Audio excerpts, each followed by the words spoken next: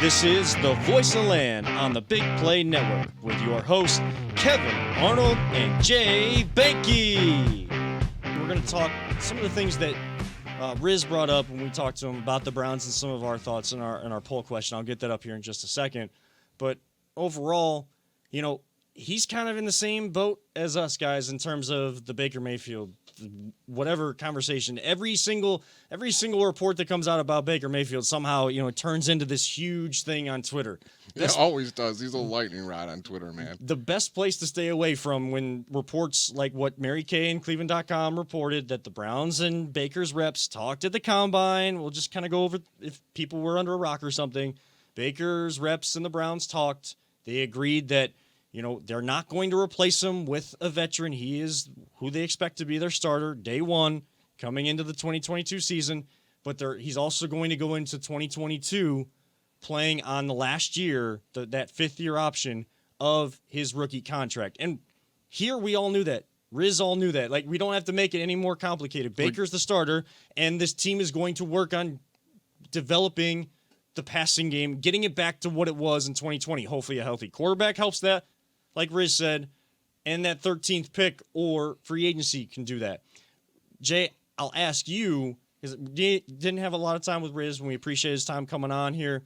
I'll ask you we didn't get a chance to ask him, do they do that more through free agency, through the draft, or is it going to be a combination of I think it's going to be like a 50-50 deal. Okay. He's very known, like we were talking about earlier, for signing free agents to go with people he drafted. I want Amari Cooper. That's like my dream. So I'm probably not going to happen because I never get the guys I ever want in free agencies. So I think they'll probably go for a tier 2 kind of guy, like a T.Y. Hilton at the end of his career, maybe a veteran guy who's still productive. Maybe another guy, who was it from the Arizona, Christian Kirk, still young, wants a good contract, but a good player, not going to cost you a whole lot as much as Amari Cooper would or a Mike Williams would, who I think Mike Williams is going to end up staying in San Diego. They want to keep him. But, yeah, I'd like to see him definitely sign one along with him, maybe 2. See, this year I don't know how much free agency they're going to get into. Now, if you look at the track record of Andrew Berry, he's been able to get guys day one of free agency. So, you know, if that continues, you know, which position, it seems like the big conversations right now are wide receiver and defensive line. And from everything coming out of the Combine, while it is guys in shorts, like, you have to take, that's all they can do. That's all they can show you because there's not defenders out there. The way they have it set up, the way they've done it for a long time, had fans there in Indianapolis this time. Like, you're using that as information in addition to what your scouts have already shown you. I can't remember who it was, but I heard someone talking this week saying, you know, the scouts have already seen them. And this may have been on RBS actually on Friday. The scouts have been seeing them for a long time. Now is the chance for the front office, the coaching staff to really get their eyes on, you know, who is this person really? And those meetings at the Combine, I think, are the most important. By far. While there's crazy questions and sometimes borderline, if not inappropriate questions asked there are the crazy questions just to kind of get a sense of a guy. Who was the corner that we drafted? He was a complete bust. I'm glad I don't remember his name. And it was the same year we drafted Johnny Manziel. See how he was that bad? Like, he was like probably one of the worst picks. Was it the guy that we didn't talk to? Yes. And that was my point. I put that. God, I'm glad we forgot his name because he was terrible. And I know we just didn't go talk to him. And I think they wanted to ask him, like, hey, can you go practice punts at his pro day? That's what it was. And he's like, if you want to see my punt return, go watch tape. And a bunch of teams were like, well, see you later. We're not drafting you if you don't want to work hard. Like, I'm trying to give you millions of dollars. You just don't want to go catch some punts. And yeah, that's why these meetings are so important. You get to feel who these people really are. You get an idea. That and the medical background. Yes, the medical background. I mean, you know, in about 2 or 3 weeks, we're going to have the red flags that come out of the Combine because the doctors kind of pick and prod and all that stuff. If a guy can play, he's going to play. Like, he's going to play. Unfortunately, sometimes some of the injuries that are a little bit more severe that you're not even aware of or medical conditions. Like JOK's. JOK He slipped to us because of something that popped up that wasn't that big of a deal, but when it popped up, it raised red flags, and some people passed on him. Yeah, and there's the silly season, there's the mock drafts, and now everybody trying to mock trades. Silly season's the best. Boy, if we didn't have to be on Twitter for the show, I'd at this point, get just about to be 31, kind of turning into the 30s of getting a little wiser. Twitter just it can be a good place, and there's some good videos, like some heartwarming human characteristic type videos on there. But boy, Brown's Twitter is a whole animal within itself. Like we said, it could be the best of the world and the worst of the world at the exact same time. Yeah, Peter. I mean, have you seen any of the combine? Are you in favor of the Browns kind of using money in free agency and draft to get the wide receiver that we all know we need, like the number one, plus building the room that we're going to lose guys out of too this offseason, most likely, unless guys want to take less money like Jarvis, who we love on this show?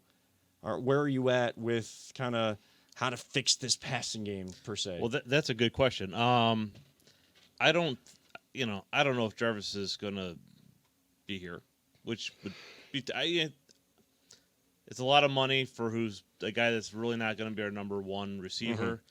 I think they're really He's probably not going to be here. And I hate saying I know. I hate saying that too. I mean, I'm kind of holding out hope that something will happen, but I can't feasibly see that happening. They're going to have to, I think, look at the draft and free agency to really kind of replace what they lost, because they basically just let Beckham go.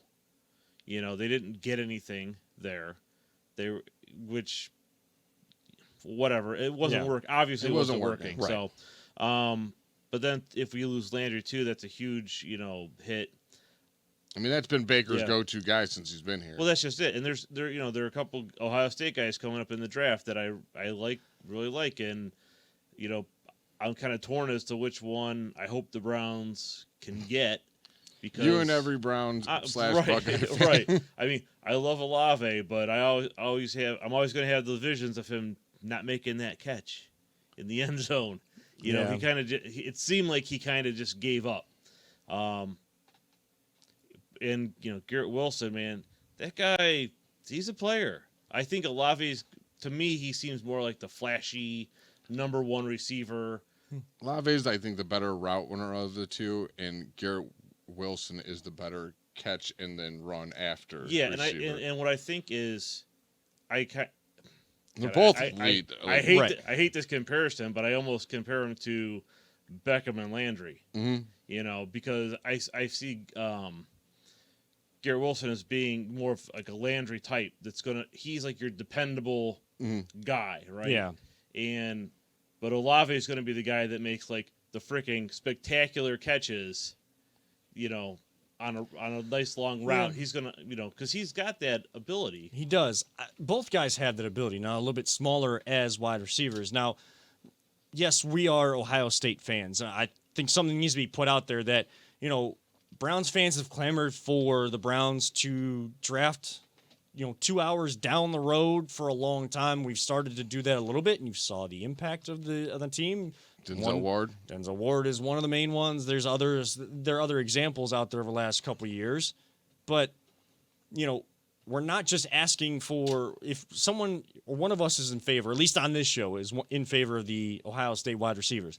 It is not because we are Ohio State fans. It helps, but they are really good players. They train them to be national people are talking them up. And it's not just us and the people around Ohio. Like NFL Live, everybody is talking up these guys. I guess the one key thing is, if you're going to draft an Ohio State quarterback, you go for the backup that didn't get much playing time. Apparently. So. Yeah, well, he did get playing time at LSU, though. So, did win a championship down there and became Smoking Joe for a reason. Right, he's the best Ohio State quarterback in the league. Yeah. So. I mean, credit to Joe Burrow. Far. Credit to Joe Burrow for kind of sticking around for that long. He still considers himself a Buckeye, and he's from the state. So he'd be wise to be playing in Cincinnati. Yes. Yeah. True. Yes, True. he would. But, I mean, with these wide receivers, Olave was seen as kind of that second tier of wide receivers, but Wilson is among that conversation between him, Treylon Burks out of Arkansas, Drake London Drake London out of USC, who our friend Emmett Golden loves because of, that 540. But I know it's a basketball play, but athleticism. You're looking for a guy on the outside. People with gave him athleticism. slack, and I don't know if anybody knew this, but like basketball and football intertwine with each other. Their athletic abilities How are many like tight ends made a change? yeah, exactly. Tony Gonzalez, was a basketball player. Antonio Gates was a basketball player at Kent State. Yeah, You he never even played college football. He just played basketball. Tried out for the Chargers, made the team, and one of the greatest tight ends ever. So yes. I don't care what kind of play it is. The dude did a 540 in high school. Like, that's pretty remarkable. Does it automatically translate to being, a great football player? No, because we've seen the basketball, change the tight ends. That more. I mean, he is out there balling out for Right. USC. Like, he can catch the ball. He's great at high pointing it, and that helps. That's why, like that, when you can jump that high and contort your body and have that body control, that's what he's trying to point out to everyone. Right. Now, like a guy that has immediate impact, now a guy like Mo Alley Cox, who played at VCU for college basketball, he's made the transition and started to develop for Indianapolis. But not every guy makes that transition. But again, you can't mimic every single time, but it's still like if a guy's athletic, like that's what you're looking for on the outside. How many times did Joe Burrow, especially if you guys are watching that Kansas City game, the regular season, it up. just threw it up to Jamar Chase, and Jamar Chase went to go get it. Those weren't great throws from Joe Burrow. And I'm not taking anything away from Joe Burrow because I think he is a great quarterback and appreciate who he is and being from Ohio. Like, he plays for Cincinnati, so it's hard to root for him. But, I still respect the heck out of him and kind of root for him a little bit being from Ohio. But he didn't make great throws every single time at Jamar Chase. And they converted a 3rd and 27 because Jamar Chase was one-on-one. He just went up over the guy to go get it. And he's not the tallest receiver, but you need guys that are going to go make that play, that make the quarterback look better at times. Yes, I know everything's got to be perfect for Baker Mayfield. Baker Mayfield can, when he's healthy, he can make other players look good. He needs players to make him look good when he makes bad throws. Every quarterback throughout history has gotten playmakers to do that. That's why they've been able to have success and then allow their greatness to continue to grow and be consistent year to year. Let me hit on that. I'm going to hit on what you just said with Baker Mayfield. How did Tom Brady do this year in the playoffs when his line and his receivers went out? Did they do good? No. Wow. Good. Oh, Things pressure. were perfect. The Super Bowl, when their tackles went out for Mahomes, how did he do in the Super Bowl? Look, things were perfect and he didn't do good. I don't know if y'all knew this, but when things aren't perfect for quarterbacks, they don't do as well. And that goes for all of them, not just Baker Mayfield. Oh, but guess what, guys? We're making excuses for Baker. We don't think that he didn't play. We can't make sure that we hold him accountable for what he did wrong last year. Newsflash, we've been doing that a lot on this show. Even through injury, there are certain decision-making mistakes that he made that he cannot make, and that develops bad habits. Even if you're injured, that develops bad habits, bad eyesight out there on the field. So when you're healthy, you continue to make those bad mistakes, and he's got to change that. He's got to improve. This passing game's got to improve. The special teams has got to improve. Go find me my kicker, to borrow a line from the legendary Tony Rizzo, who joined us earlier. Go find me the kicker, improve the special teams. They got rid of the assistant coach, but Mike Prefer, he's got to come through. Kevin Stefanski's got to come through. If he's still going to be the play caller, He's got to do a better job playing with his play calling. and Andrew Berry's done a great job building this team, but he's made some mistakes too. Everybody has got to get better. If you think that you've made it, Just like we were saying earlier. it somehow always comes back around. The cliches always come through.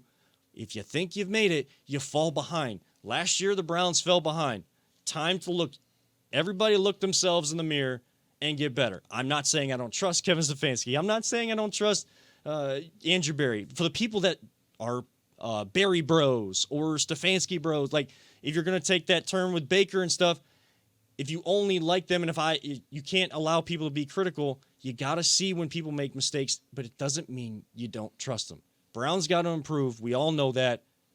Let's see what happens the rest of the way. We'll talk more free agency kind of moving forward. And hey, We got to get to our poll. We'll I'll let you know which receiver I wanted on there. Which receiver? I'll let you know when we come back. You're going to All have right. to wait. So results of that poll before we go, we'll tease our responses that way as you just did. But Garrett Wilson is leading at 59%. Which I expected. Chris Olave with 31. Treylon Burks, 8%. Other 2%, but no one commented, as it said, to comment below on who those guys are. But maybe it's Drake London, someone else.